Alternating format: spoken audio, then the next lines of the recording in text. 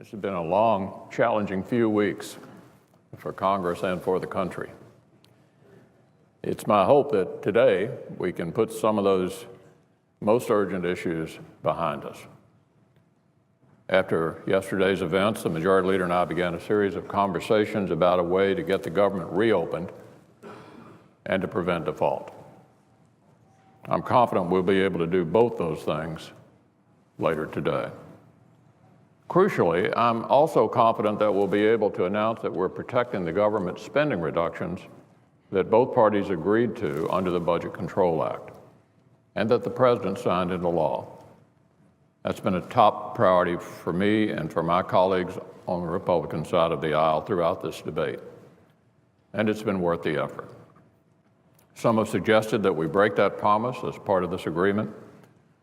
Some have said Washington needs to spend more, that we need to raise taxes, that we need to just tax our way to prosperity and balance.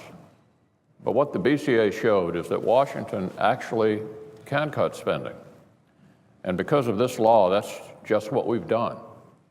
For the first time since the Korean War,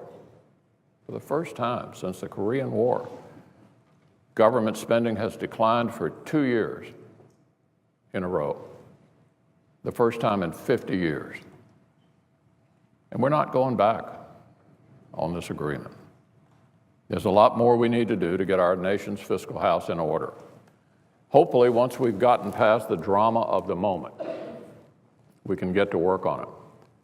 But for now, let's not understate the importance of the Budget Control Act or the importance of the fight to preserve it. This legislation is the largest spending reduction bill of the last quarter century and the largest deficit reduction bill since 1981 that didn't include a tax hike.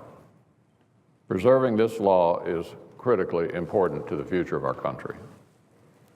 Throughout this debate, the public is rightly focused on Obamacare, for good reason. This law is ravaging our economy, killing jobs, driving up premiums, and driving people off the health care plans they have and like in droves. Its disastrous rollout is a sign of even worse things to come. And the refusal to delay it reflects a kind of stubborn ideological obsession that will do untold damage to our country. And Republicans remain determined to repeal this terrible law. But for today,